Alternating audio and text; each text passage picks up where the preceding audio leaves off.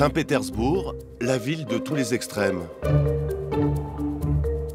Capitale impériale, fondée il y a 300 ans sur les rives de la mer Baltique par Pierre le Grand, elle est déchue sous l'ère soviétique. Depuis peu, elle renoue avec son glorieux passé. Aujourd'hui comme hier, la ville offre deux visages. Aux hivers polaires et leurs nuits interminables, succèdent presque sans transition des étés parfois caniculaires, aux jours sans fin. Un climat limité à deux saisons très contrastées, auxquelles les habitants ont su s'adapter. Depuis la chute du communisme, de nombreux Pétersbourgeois amoureux de leur ville participent avec passion à son nouveau rayonnement.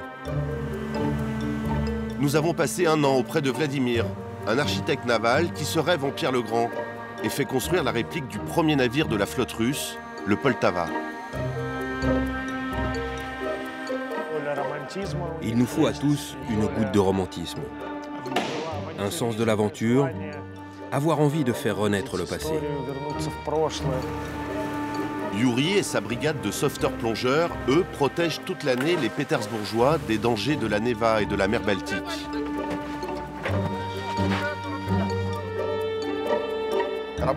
Notre boulot est difficile. On travaille sous pression, on est confronté à des chocs psychologiques, à des risques. Émotionnellement, c'est dur. On doit affronter n'importe quelle situation. Marc, dessinateur français installé depuis 11 ans, affronte lui l'hiver pour relever un défi insensé.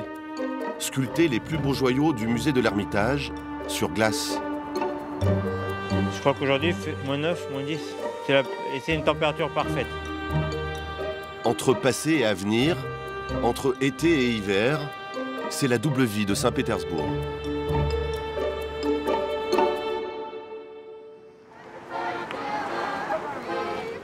Le plus souvent, le cœur historique de Saint-Pétersbourg se découvre par ses canaux. Mais depuis quelque temps, certains l'explorent un peu différemment. Pour cela, il faut savoir braver les interdits et prendre de la hauteur. Bonjour. Salut, Je suis Nastia. Pacha. Bon alors, je suis votre guide. Quand on ira vers l'immeuble, ne faites pas de bruit, ni dans la cour, ni dans l'escalier. Il ne faut pas que les habitants vous remarquent.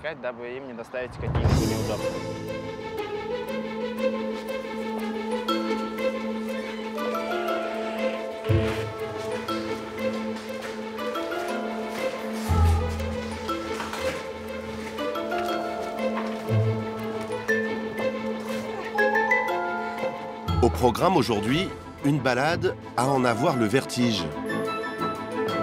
Nastia et ses amis font du roofing, des visites clandestines sur les toits de la ville.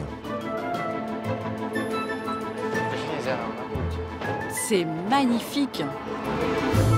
Une vue imprenable sur la cathédrale Saint-Isaac, la forteresse Pierre et Paul, la cathédrale Saint-Sauveur sur le sang versé, le palais du prince Mikhaïl ou encore l'incontournable musée de l'Ermitage.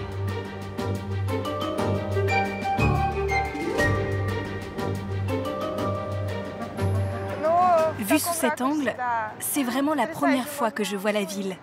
C'est magnifique. Je n'avais encore jamais vu la Neva comme ça. J'ai envie de m'y baigner. Riche de son architecture et de son histoire impériale, Saint-Pétersbourg est devenu en quelques années la capitale du roofing en Russie. Hé, mais qu'est-ce qu'il fait? Pour Pacha, le guide, la seule vue ne suffit plus. Alors, la tête dans la Neva et les pieds dans les nuages, le panorama prend une toute autre dimension. Moi, je suis sous le choc. C'est une vue imprenable. C'est génial de voir la ville comme ça. En hiver, elle est en noir et blanc, toute grise. Et là, elle a repris toutes ses couleurs. À leurs pieds, sur la Neva, une réplique d'un navire de guerre du XVIIIe siècle et la forteresse Pierre et Paul rappellent ce que doit encore aujourd'hui la ville à Pierre le Grand, son fondateur. On va s'asseoir où? Sur ça? Ici, je perçois la ville comme un tout. Son esprit, son atmosphère. Je comprends qu'on est entouré d'eau.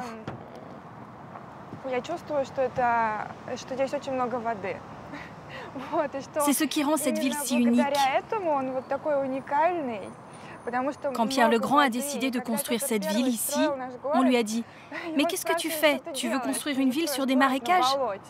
Et lui a répondu « Mais c'est très bien, je veux qu'on soit entouré par l'eau. »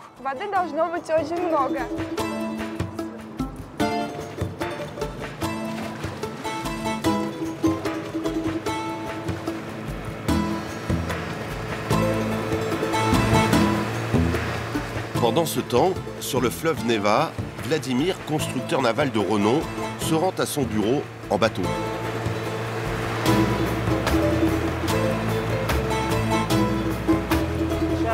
Ça, c'est la forteresse Pierre et Paul. Pour la Russie, c'est un lieu très important. De nombreux événements historiques s'y sont produits. Mais surtout, c'est ici qu'est né Saint-Pétersbourg.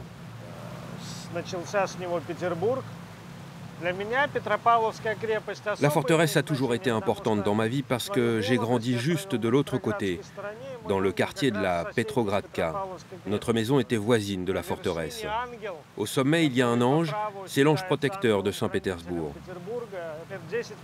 Il y a une dizaine d'années, l'ange a été retiré pour être restauré et tous les habitants ont eu peur de se retrouver sans sa protection. Il a fallu le remplacer au plus vite.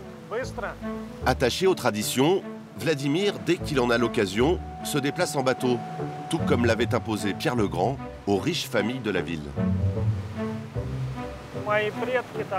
Mes aïeux vivent à Saint-Pétersbourg depuis des générations et des générations. C'est ma ville, je l'ai dans le sang, je l'aime. Et puis mes enfants et ma femme y sont nés. En grand amoureux de sa ville, l'architecte naval s'est mis en tête de perpétuer l'œuvre de Pierre le Grand. Avec Andrei, son bras droit, il nous emmène sur un chantier titanesque, le projet de sa vie. Ils viennent inspecter les dernières avancées.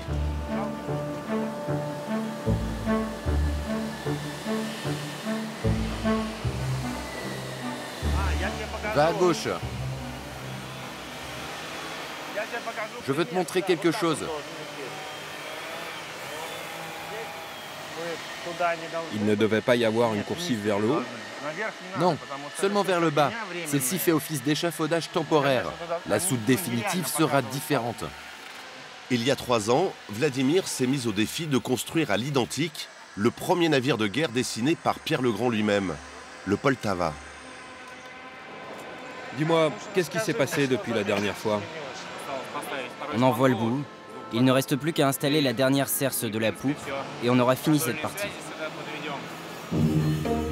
À lui seul, le squelette du bateau a nécessité 2000 chaînes centenaires.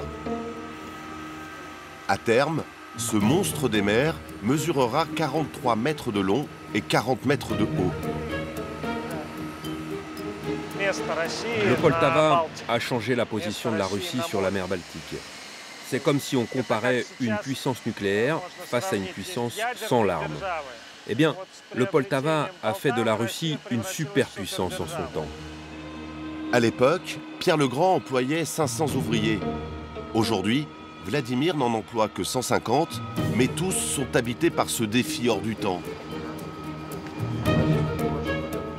Comme dans un rêve de petit garçon, fidèle à l'original, le Poltava du XXIe siècle aura aussi ses canons.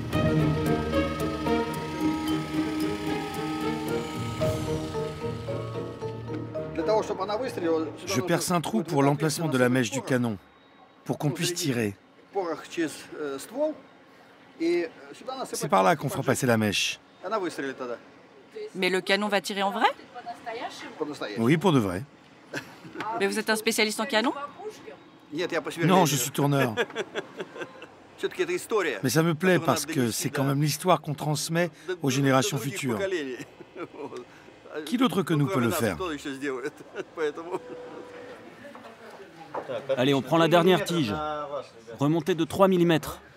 Maxime, 31 ans, est le responsable de l'atelier des mâts, voilure et cordage. C'est lui l'ouvrier le plus admiré et le plus respecté du chantier. Vous en êtes où dans les mâts? Ça, c'est le 3e déjà. Mais viens, je te montre sur un plan où on en est.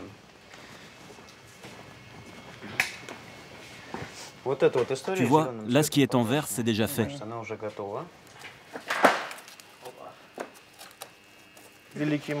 C'est le grand Maxime Korchounov. Il a été le capitaine du Standard. Le Standard, c'était la première frégate de la flotte russe sur la mer Baltique. Il a été construit en 1703 sur le chantier naval de Ladoga. C'est en Carélie. Et nous avons fait la réplique de ce navire au début des années 90 à Saint-Pétersbourg. J'avais 10 ans quand j'ai rejoint l'équipe du Standard. Au début, j'aidais à porter les pièces détachées du navire, ou alors je les comptais. À 10 ans? Mais comment c'est possible? Vous savez, en Russie, tout est possible. Contrairement au Standard qui navigue sur tous les océans du globe, le Poltava, lui, restera à quai. À son inauguration, Saint-Pétersbourg pourra s'enorgueillir du plus grand musée flottant du monde. Avec ses dimensions hors normes, le Poltava serait bien en peine de naviguer sur la Neva. Aujourd'hui, avenue principale de la ville, le trafic maritime est intense et les dangers réels. Dans la zone sud de la ville, une brigade de sauveteurs-plongeurs vient de recevoir un appel d'urgence. Il y a un homme à l'eau. Je n'ai pas beaucoup d'informations. Apparemment, il a été éjecté de son jet ski. Il a besoin d'aide. C'est tout ce qu'on sait. Été comme hiver, les sauveteurs de Saint-Pétersbourg assurent une mission de service public capitale. Plus de 6000 interventions par an. Nous sommes au mois de juin, mais la température de la Neva ne dépasse pas 15 degrés. Le blessé risque l'hypothermie. Vas-y!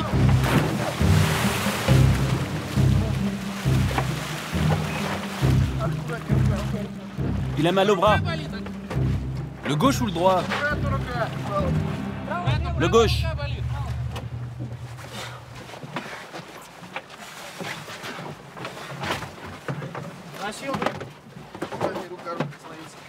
Comment tu t'appelles? Sacha. Qu'est-ce qui s'est passé, Sacha? J'allais trop vite sur mon jet ski et j'ai été éjecté. Et tu as mal où? J'ai mal au bras. Et à part le bras, tu as mal ailleurs? Non, ça va. Avec sa douleur au bras, le blessé ne pouvait ni remonter sur son jet ski, ni atteindre seul la berge. Il est prêt à être transporté. Allez, on y va. On va s'occuper de toi. Tu vas aller à l'hôpital. L'année dernière, été et hiver confondus, les anges gardiens de la Neva ont sauvé la vie de près de 450 personnes. Malgré tout, 120 ont encore péri dans les eaux froides de la ville. Rentre tes jambes, toi. Impossible donc pour les sauveteurs-plongeurs de relâcher leur vigilance. À leur tête, Yuri, 34 ans, ancien plongeur dans l'armée. C'est lui qui dirige les 400 hommes de la brigade. Vous attendez le retour de l'Iternie et ensuite vous irez patrouiller le long du quai. Les ordres sont toujours les mêmes. Attention, moi j'ai déjà dû intervenir auprès de jeunes. Ce soir, Yuri et ses hommes n'ont pas le droit à l'erreur. La ville accueille le plus grand rassemblement de l'année.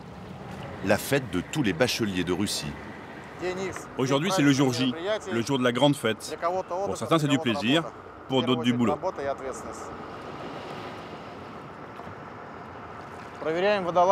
Je vais voir mes hommes grenouilles. Ce sont les plus importants de la soirée aujourd'hui. Bonjour, enlève ta cagoule. Bon, s'il se passe quelque chose, 1, le pilote démarre, 2, vous informez la centrale, 3, vous intervenez. Vous êtes bien sur le canal 5 ? Volodia, vous êtes bien sur le 5 ? Oui, oui. Ok, alors on communique sur le 5.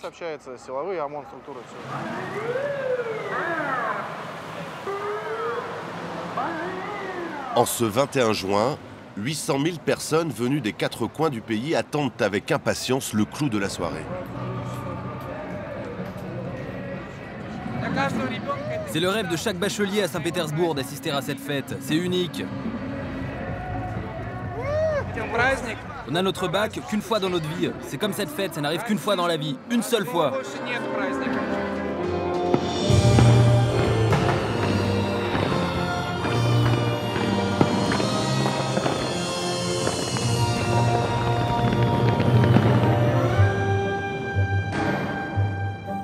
À minuit, le ciel s'enflamme de 1000 feux pour accueillir les voiles rouges.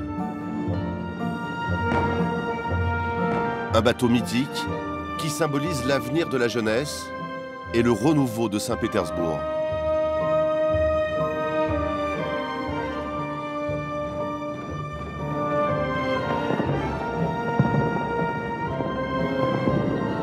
Des spectacles comme celui des voiles écarlates, ça n'existe nulle part ailleurs dans le monde. Saint-Pétersbourg est unique. Merci à Saint-Pétersbourg d'être une ville si incroyable et bonne fête à tous les bacheliers. Depuis que Poutine, le Pétersbourgeois le plus célèbre, est devenu maître du Kremlin, la ville renaît de ses cendres et se rêve en phare de la Nouvelle-Russie.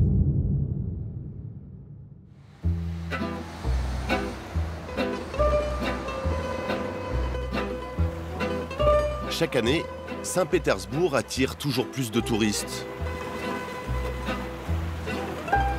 Pour découvrir le cœur de l'ancienne capitale impériale, ses 160 km de canaux et ses dizaines de ponts, le meilleur moyen reste encore le bateau.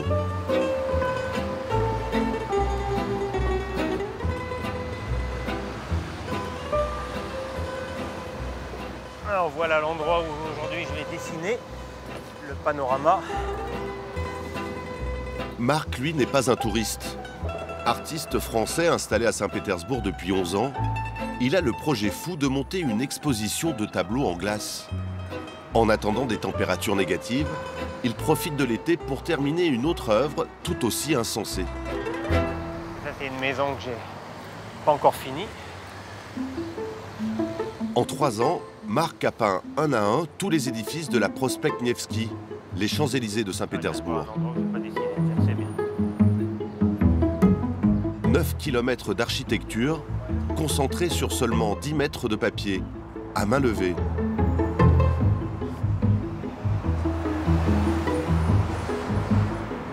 Une œuvre unique à laquelle il associe les passants.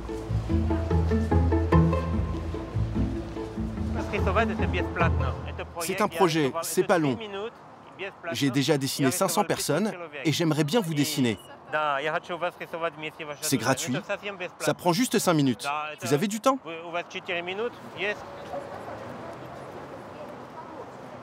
Le tableau, ça permet de rencontrer les gens, que les Russes sont des fois un petit peu timides, et de m'approcher. Et quand je les dessine, alors de suite il y a un contact et on peut parler. Il y a une histoire, je leur demande d'où ils viennent, pourquoi ils sont ici. Ce qui me plaît, c'est qu'il y a beaucoup de créations, de créateurs, d'artistes, de musiciens. Et il y a toute cette énergie que j'aime beaucoup. Et à la fois, c'est une grande ville et à la fois, il y a des quartiers, des petits villes. C'est comme un petit village dans la grande ville. Donc j'aime beaucoup ça. C'est un travail titanesque. Tiens, oui, moi, vous pouvez m'aider? Regardez, je vais tout vous montrer.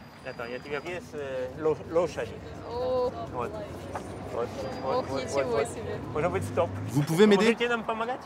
Tenez-le pour tout montrer à la petite fille. Voilà, voilà.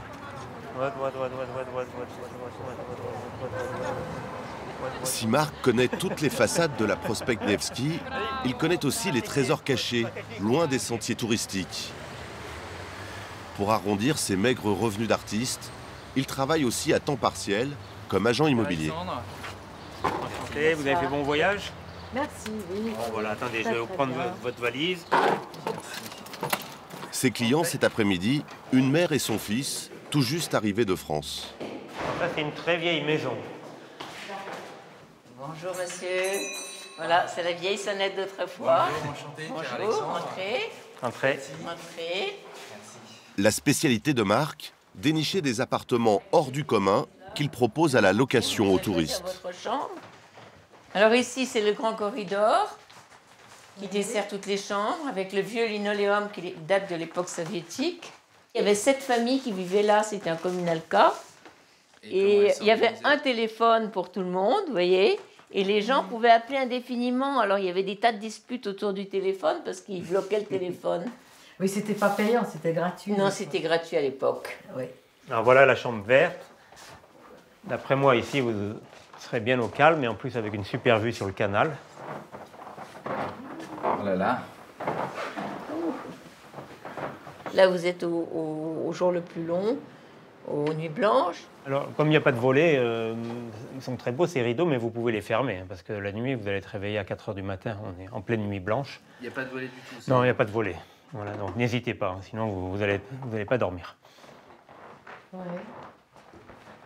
On essaye de garder l'ambiance un peu soviétique et de toutes les époques d'ailleurs. On essaye d'être en Russie au maximum.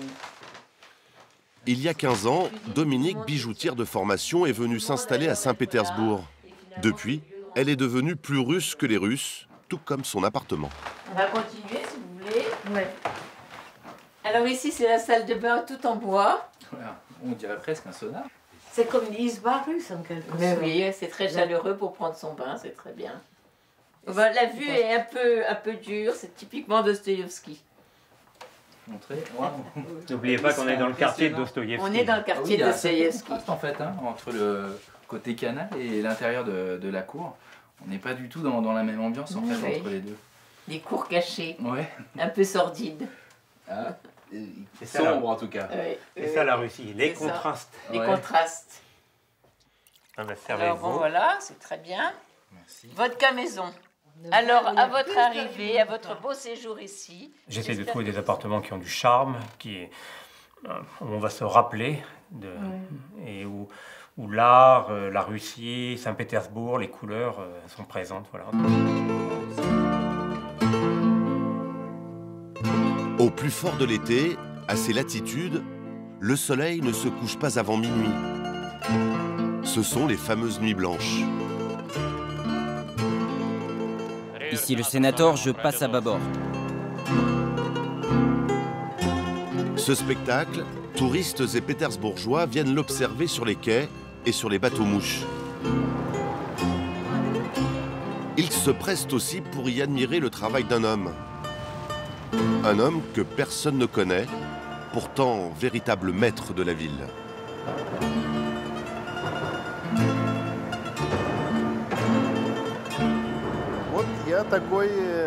Moi, je suis comme un policier qui fait la circulation à un carrefour. Je régule la circulation dans tous les sens. Seulement, je suis à la manœuvre d'une technologie ultra puissante, de mécanismes super puissants, d'une machine méga puissante. Depuis 34 ans, Sergueï est aux manettes du pont le plus emprunté de la ville, le pont du Palais. 1800 tonnes d'acier et 1 million de boulons.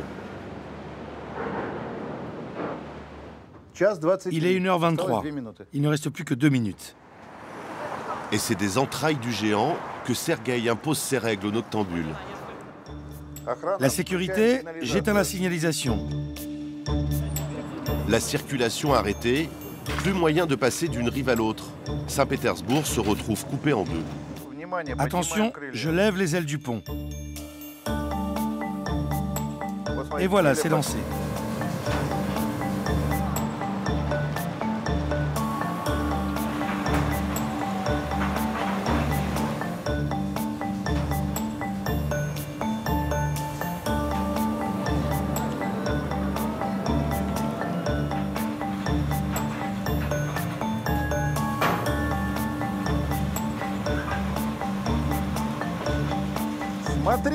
Regardez le spectacle que je vous offre.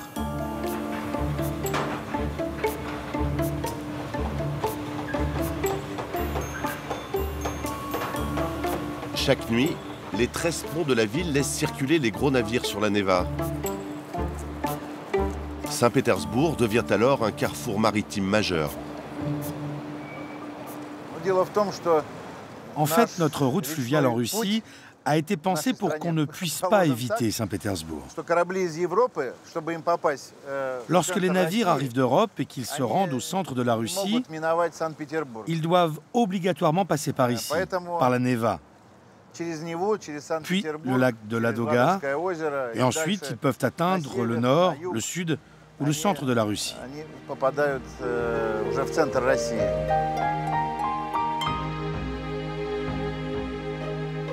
Le pont là-bas, c'est mon fils cadet qui est aux commandes ce soir. Et mon fils aîné travaille sur le pont Touchkov.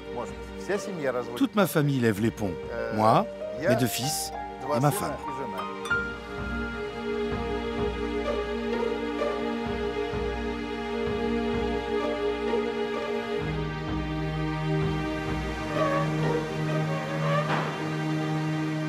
À 2h30 du matin, le jour pointe déjà à l'horizon.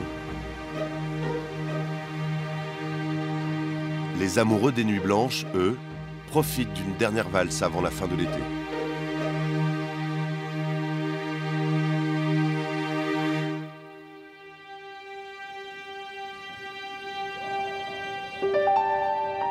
Sans avoir vraiment connu d'automne, dès début novembre, Saint-Pétersbourg doit affronter un hiver polaire. Les températures peuvent descendre jusqu'à -30. Emmitouflés, les habitants apprennent dès leur plus jeune âge à résister aux conditions climatiques extrêmes.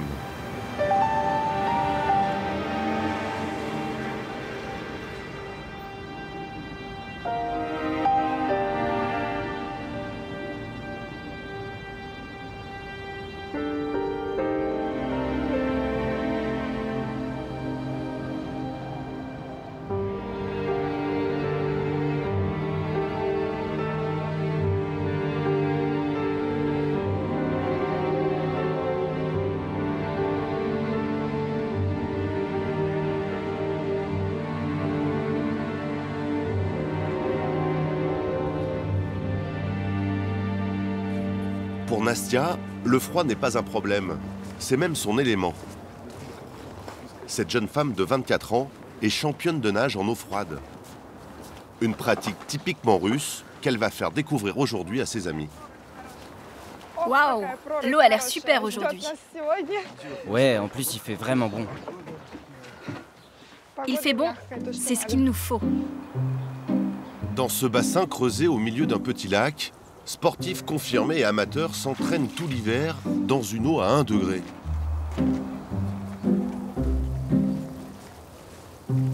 Température extérieure ce jour-là, -5 degrés. La spécialité de Nastia, c'est le 50 mètres. 50 mètres et pas un de plus. Nager davantage pourrait entraîner arrêt cardiaque et hypothermie.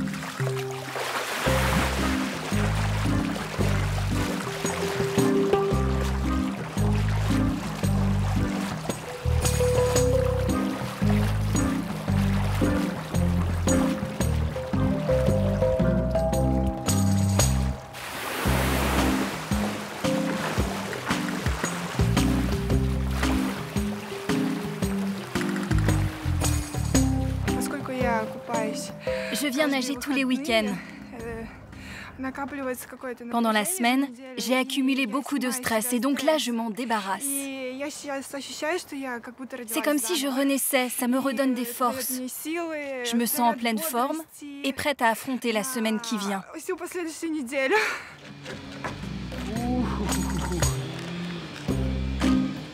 Au tour d'Andrei de relever le challenge.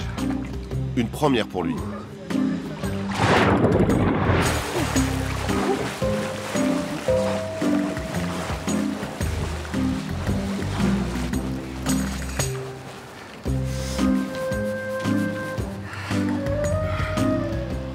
Oh la vache!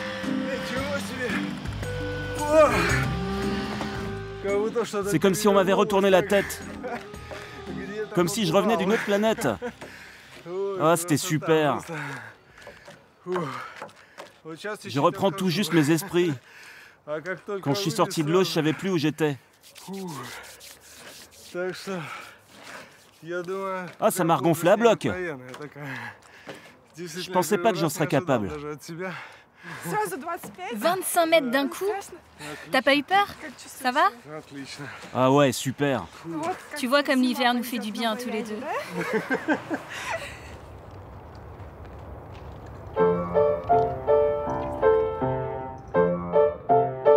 Dans la famille de Nastia, tout le monde est nageur en eau froide. Sa mère Olga, professeure de piano, l'a initiée dès l'âge de 2 ans. Les voilà les photos. Elles sont vieilles et toutes décollées. Et voilà le moment. D'abord, c'est moi qui me suis trempée dans un trou creusé dans la glace. Et j'avais l'air si heureuse que mes enfants ont voulu faire pareil. Mon fils avait 11 ans, ma fille 2. Et ils ont voulu essayer. Après, ils se sont sentis si bien. Ils étaient tout joyeux et surtout si fiers d'eux. Pendant toute son enfance, la petite Nastia se trempe 1 fois par semaine dans l'eau glacée. À l'adolescence, elle assiste à une compétition de natation, une révélation. C'était au bord d'un lac entouré de montagnes. C'était vraiment beau. L'eau était à 4 degrés. J'ai voulu aller juste m'y tremper, comme je fais d'habitude. Et puis tout d'un coup, je me suis dit, mais pourquoi est-ce que je ne nagerais pas? Et je l'ai fait. Toute une longueur, 25 mètres. Tout de suite après, j'ai foncé m'inscrire à la compétition à la dernière minute. Depuis, ça fait 6 ans que je participe à des compétitions.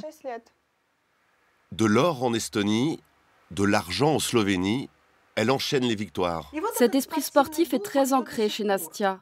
Elle veut toujours être la première partout. Dans quelques jours, Nastia se rendra au plus grand rassemblement de baigneurs en eau froide de la ville.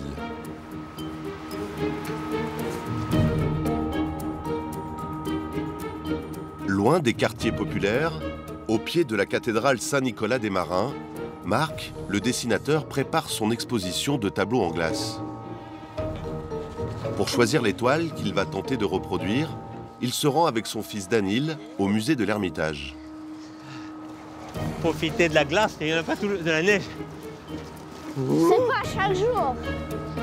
Ancien palais des Tsars et joyau de l'architecture baroque russe, l'Ermitage, c'est le symbole de Saint-Pétersbourg, mais également avec ses 1000 salles, l'un des plus grands musées du monde. Ah, elle est là, tiens, regarde. Tu la reconnais? Bonjour. Bonjour, madame. Bonjour. Ça va? Même s'il l'a déjà visité à plusieurs reprises, Marc a fait appel à une guide pour ne pas se perdre dans le musée et se noyer dans ses quelques 3 millions d'œuvres d'art. Tous les murs, à droite et à gauche, sont recouverts de petits portraits. Ce sont des portraits des généraux russes. Les petits formats, ce sont des portraits des généraux. Regarde un peu toute cette or là. Madame a dit qu'il y avait 20 kilos d'or. Et voilà, nous arrivons à une des œuvres capitales de Matisse dans la collection. Ah ben voilà. Qui s'appelle La Ronde. La Ronde. C'est celle-là là, qui est la plus célèbre. C'est le nom que Matisse avait donné lui-même à cette œuvre. Ah, La Ronde. Voilà, celui-là, Daniel, il nous plaît. Hein. Ça, c'est vraiment tout le monde connaît. L'Ermitage, c'est Matisse. Voilà, on va prendre celui-là. Je choisis ce tableau déjà par sa taille, parce que nous, on a un grand tableau, et puis par les couleurs qui sont simples, et puis par ce rythme, ce mouvement. Et puis il y a 3 couleurs, donc je pense qu'avec de la glace, on va y arriver. Et comme si reproduire des tableaux en glace n'était pas déjà assez complexe, Marc l'excentrique a décidé de corser encore un peu plus le défi. Tiens, puis là, tiens, regarde, tu sais ce qu'on fait? On pourra même trouver un verre et le coller dans la glace. Comme ça, on n'aura pas besoin de s'amuser à faire le verre. Bien que le verre, la perspective, elle est toute tordue, ça va être très dur de trouver un verre comme ça. Je voulais prendre Picasso, parce que Picasso, c'était mon voisin pendant 11 ans. On habitait à 700 mètres l'un de l'autre. Lui, à Mougins. Il est décédé en 1973. Je me rappelle encore de tous les drapeaux français qui étaient devant sa propriété. On allait même acheter le pain à la même boulangerie. Et tous les autres tableaux de Picasso sont trop durs à faire en glace. Et celui-là, c'est quand même un des plus simples. Après Matisse et Picasso, Marc voudrait aussi rendre hommage aux peintres russes. Ah voilà, celui-là il est superbe, le tableau. Regarde les belles couleurs. Oh, bah voilà, regarde, le titre. Parfait. Zima, Daniel, l'hiver. Ah bah celui-là, on va le prendre. Hein. Ça, c'est... J'ai même pas besoin de regarder les autres. Marc est emballé par un tableau de Kandinsky. Je pouvais pas trouver mieux, je savais même pas qu'il existait ce tableau. C'est le tableau qu'il faut. Hein. Il y a de la glace, il y a de la neige, il y a des montagnes, il y a le froid, le bleu, toutes les couleurs. Voilà, il est là. Allez, on continue ?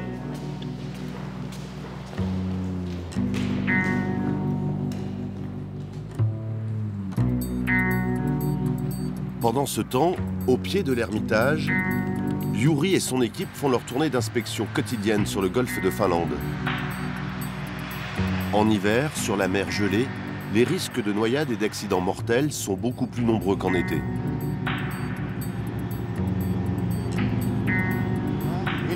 Tu fais genre, c'est ton territoire ici? Eh oui. Première victime, les pêcheurs sur glace.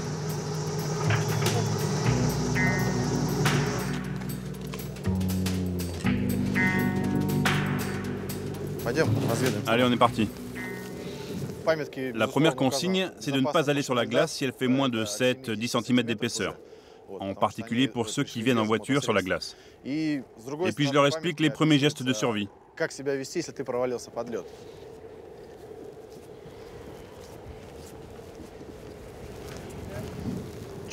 Alors vous pêchez quoi les gars? Le gardon.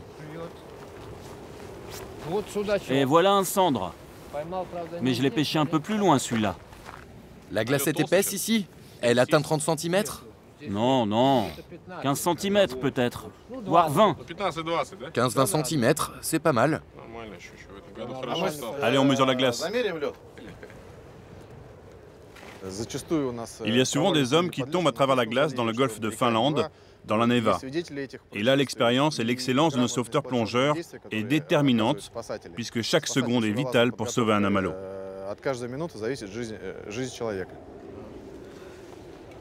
On vient de mesurer la glace sur la Neva, elle faisait 33 cm, même avec le passage des brise-glaces. Ça fait même plus ici, 35. Cette année, la glace est bonne. Bon, je vous donne ça. Quand vous aurez une minute, lisez-le. C'est important quand même. Bien, je le ferai circuler.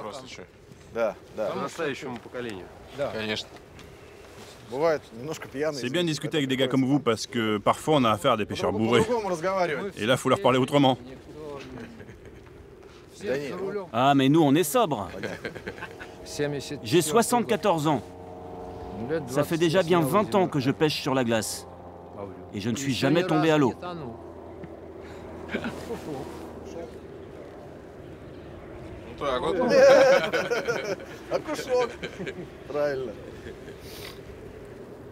Voyez comme il est petit celui-là. Je lui retire son hameçon pour qu'il grandisse encore un peu.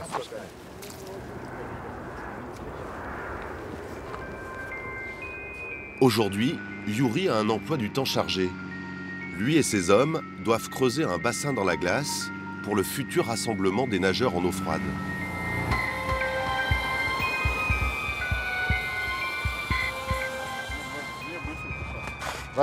Bon, vous êtes au courant des dimensions? Vous savez à quelle distance il faut creuser? C'est quoi la profondeur? De 4 mètres à 1,50 m. En plein mois de janvier, la surface du fleuve est aussi dure que l'acier. Peu à peu, les sauveteurs dessinent une croix. Dans quelques jours, des milliers de croyants viendront s'y baigner pour célébrer le baptême du Christ. Une tradition risquée que Yuri doit sécuriser. Couvre-toi vite, reste pas comme ça. Tiens, prends ça. Précaution indispensable, Yuri demande à ses hommes d'explorer le fond de la Neva. Il plonge pour vérifier le fond de l'eau, s'il n'y a rien qui pourrait empêcher l'installation de la structure en bois. Mais qu'est-ce qu'on pourrait trouver? On peut trouver des déchets, des carcasses de métal, ou même un noyer. Allô? Tu vois le fond? Il y a quelque chose?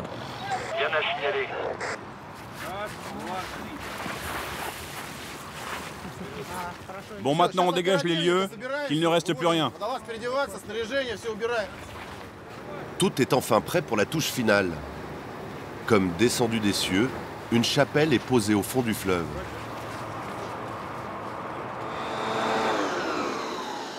De retour à leur base, les sauveteurs plongeurs s'accordent une pause avant leur prochaine mission. Après des heures passées dans le froid, ils se sont préparés du cendre grillé. Il vient du golfe de Finlande.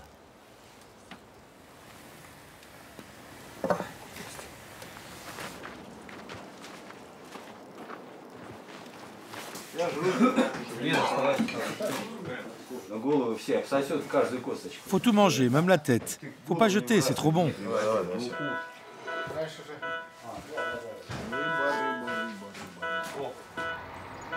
Les sauveteurs plongeurs seront de garde toute la nuit. À ces latitudes septentrionales, en hiver, la nuit tombe dès 16 heures.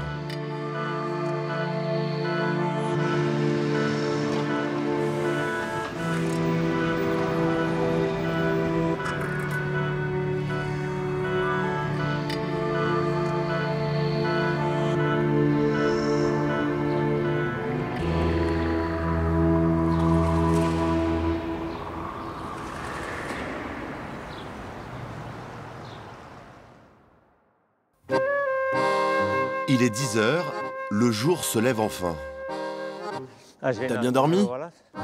On a fini tard hier. Hein. Ta femme n'a rien dit? Dis-lui que c'est au nom de l'art. Depuis 2 semaines, Marc, l'artiste français, travaille 18 heures par jour pour finir à temps ses tableaux en glace. Tous les matins, il retrouve ses assistants dans l'arrière-cour de son immeuble, transformé en atelier pour l'occasion. Bonjour. Bien dormi? Oui. Alors aujourd'hui, je vais faire le toit. Et après, il faut préparer les couleurs pour verser pour la maison.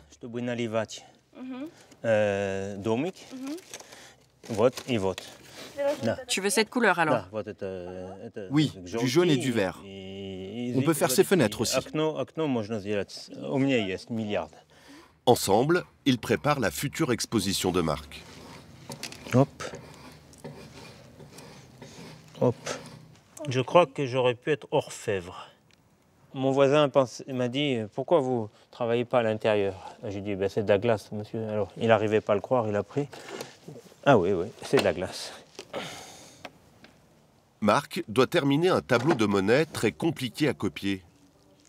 Un à un, chaque trait de pinceau est remplacé par des morceaux de glace teintés.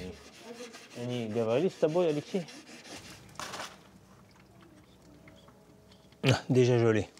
On met dans l'eau chaude, parce que la seringue est gelée, le bout, ça passe plus l'eau. De l'eau, ni trop chaude, ni trop froide en guise de colle. Tout est question de température. Je crois qu'aujourd'hui, moins 10, moins 9, moins 10. C'est une température parfaite. Moins 8, c'est trop chaud. La chaleur de ma main va vite faire fondre la glace. Et moins 20, c'est trop froid pour mes pieds. Par contre, la glace, elle est parfaite, elle est pas mal. Enfin, moi, j'aime bien les conditions extrêmes. Marc a prévu de présenter 5 tableaux au public le jour du vernissage de son exposition.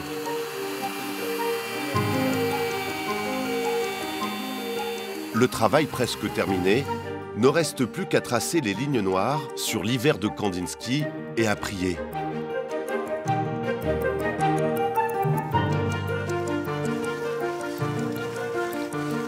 Si la température réchauffe, ben on sera obligé de leur dire au revoir. Ils partiront dans la rivière.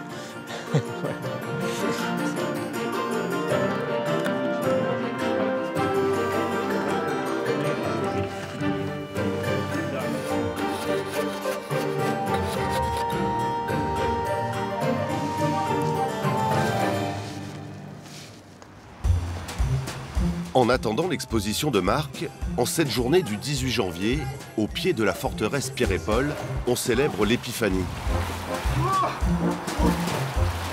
Depuis la chute de l'URSS, on assiste en Russie à la renaissance de la foi orthodoxe et de ses rites.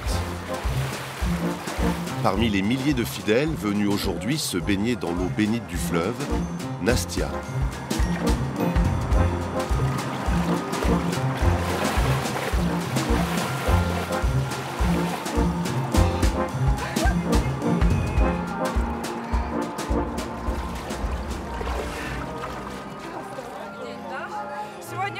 Aujourd'hui, c'est un jour particulier. On fête tous ensemble l'Épiphanie. Je suis vraiment contente, heureuse de m'être baignée ici aujourd'hui, puis c'est tellement beau. Le sang russe trouve sa chaleur dans le froid, comme l'a dit un célèbre écrivain.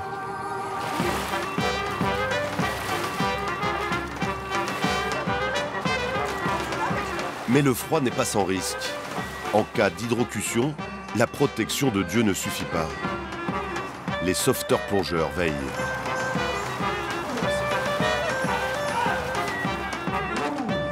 Je vous aide? Non merci, peut-être quand je remonterai. Exceptionnellement, Yuri a délaissé son uniforme réglementaire de sauveteur. Attention les gars, voilà notre directeur. Attention, attention. Oh Seigneur!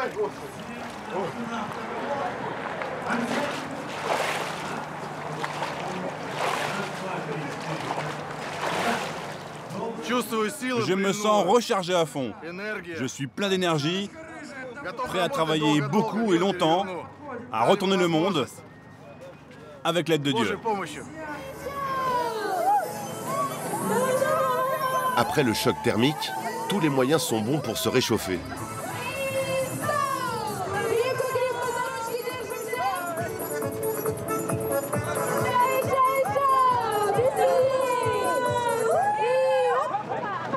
Cette année, 30 000 croyants auront affronté les eaux glacées de la Neva.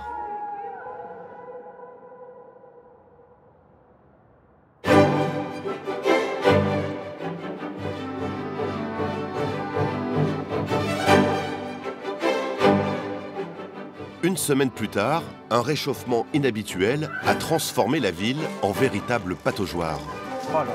Marc est inquiet pour ses tableaux. C'est de l'eau. Mais là, la neige, elle n'a pas fondu. La température cette nuit est montée à 1 degré, 2 degrés maintenant, et il pleut en plus. Alors il a fallu faire un sarcophage pour les œuvres d'art, pour pas qu'elles fondent. Ça c'est l'œuvre maîtresse, c'est Matisse. Il faut se dépêcher. Il pleut maintenant. Le vernissage de Marc est compromis. Les heures sont comptées.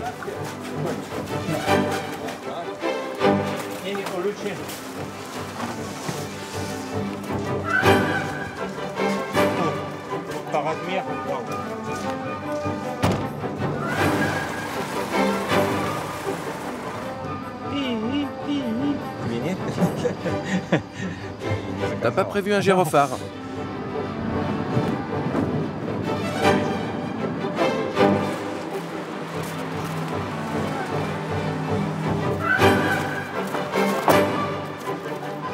Marc a prévu de faire son exposition éphémère au pied des colonnes rostrales, en face de l'Ermitage, sur les bords de la Neva.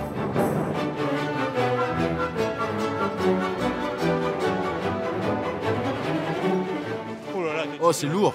On pose. Sans autorisation, l'artiste doit faire vite pour ne pas être repéré par la police. On peut le faire glisser. Pour plus de discrétion, l'exposition sauvage ne commencera qu'à la nuit tombée. Il faut tout retirer. Le plexiglas aussi. Retirez tout. Attendez, je vais regarder une minute. Il a changé un peu, mais il n'a pas fondu. Chevalet, cadre et éclairage, les copies des tableaux de l'Ermitage vont être dévoilées en grande pompe. Sois prêt. Qui a un briquet?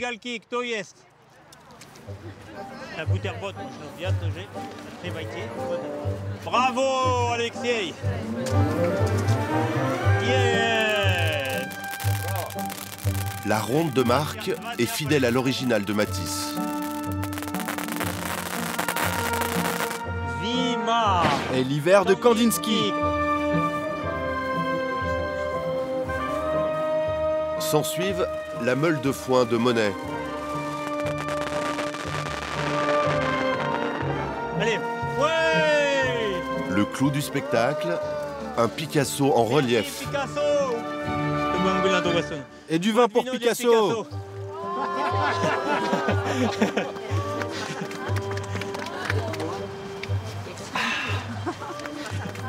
Donc Alissa, Alexei, merci à Alissa et Alexei. Merci de m'avoir supporté. Ce sont des gens si calmes, contrairement à moi qui suis volcanique.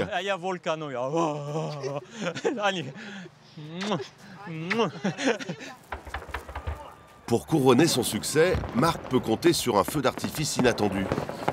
Sans le savoir, l'artiste français a organisé son exposition le soir de la célébration de la fin du siège de Leningrad en 1945. Saint-Pétersbourg, la ville où tout est possible, brille à nouveau de tous ses feux.